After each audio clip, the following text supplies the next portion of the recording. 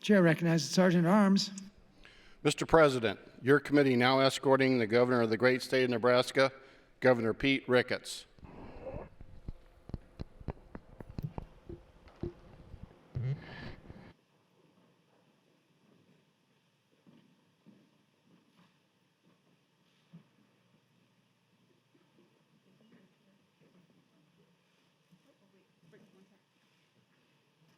Members of the 106th Legislature and distinguished guests, I present to you the Governor of the great state of Nebraska, Governor Pete Ricketts.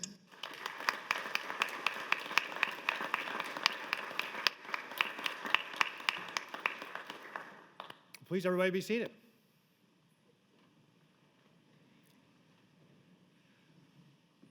President Foley, Speaker Scheer, members of the legislature, it is a pleasure for me to join you at the closing of the second session of the 106th Nebraska Legislature. You are to be commended for the hard work that you have put in during the most trying and difficult of circumstances, and for remaining focused on the priorities of the people of Nebraska. Last January, when the session began, we talked about 4 key priorities for the people of Nebraska. The first was property tax relief. The second was flood relief. The third was veterans tax relief. And the fourth was career scholarships, so the next generation of Nebraskans would be prepared to lead our state.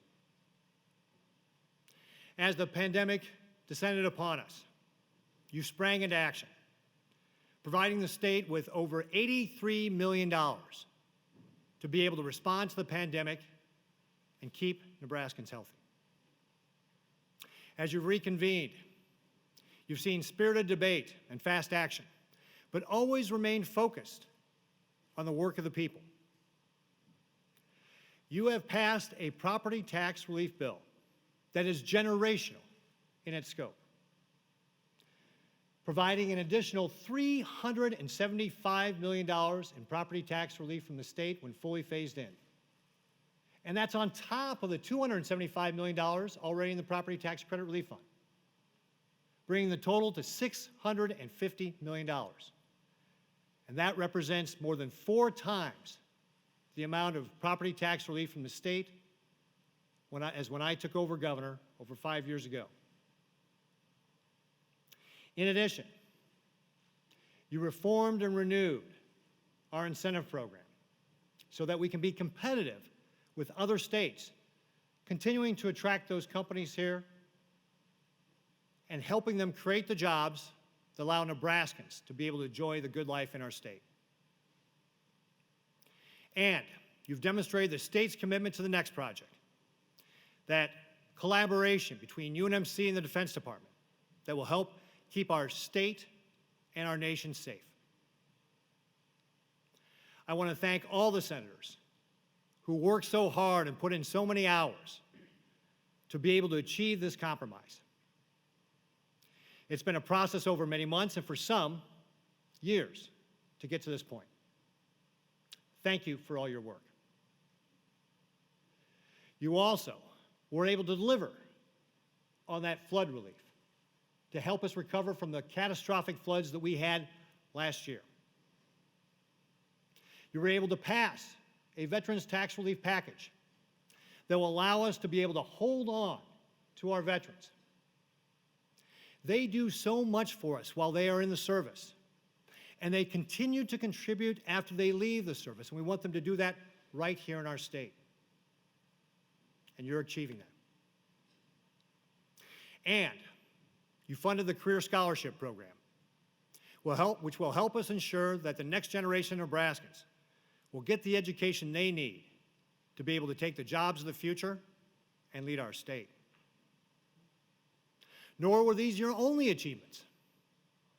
Among your other achievements, ending the barbaric practice of dismemberment abortion and providing relief to our farmers and ranchers in the Panhandle after their catastrophic tunnel collapse. All these happened because you collaborated and worked together to keep a focus on the work that was important to the people of Nebraska. Thank you for all your work. And on top of all that, the pandemic relief. Now, of course, the coronavirus is still in our communities. It's still here in our state. We will have to continue to battle this. And it's up to all of us individually, exercising our responsibility to make sure we continue to practice the tools we've learned to slow the spread of the virus, to keep that 6 foot of distance when we're out in public, to wear that mask when we go to the store, to wash our hands often, to avoid that crowded bar or restaurant.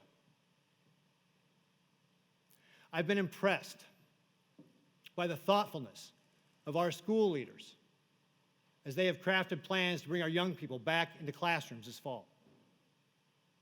By the hard work of our local public health departments that have worked round the clock to be able to keep Nebraskans healthy.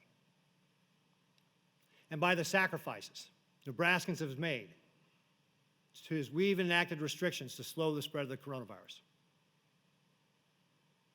Now, we have been less impacted than some other states here in Nebraska.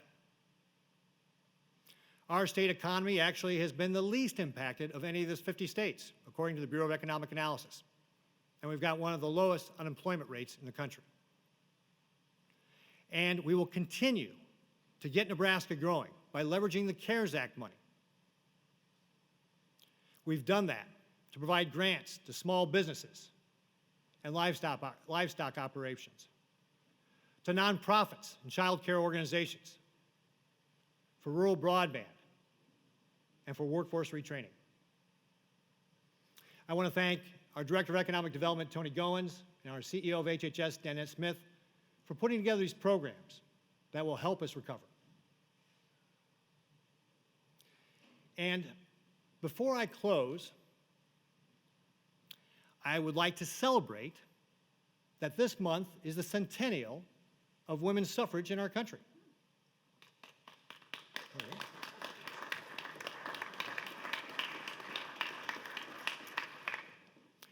Our state has been shaped by many great women. Minnie Freeman, Susan LaFlèche-Picot, Mary Sandoz, Willa Cather, Virginia Smith, and of course, our legislators here in this chamber. I'd like to ask all the women who serve in this body to please stand and be recognized.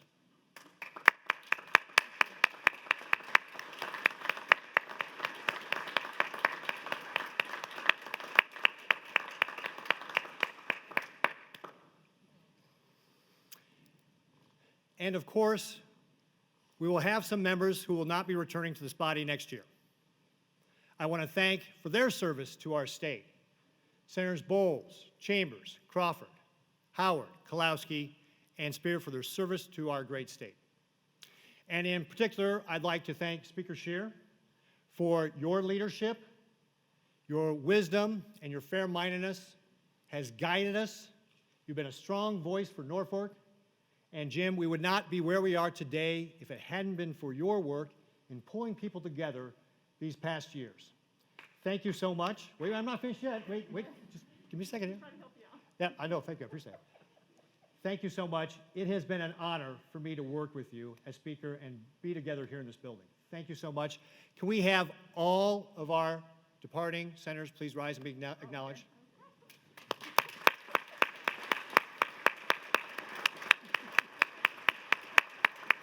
You're good, sir, you're good. You've accomplished much under these unprecedented, that word's been used a lot, it's true, and difficult times. You've remained focused on the priorities of the people. Thank you for your service to our state and our people. Thank you for the sacrifices that you make, the time you spend away from your family and friends, and the long hours you put in doing the people's work here in this building. God bless you all, and God bless the great state of Nebraska.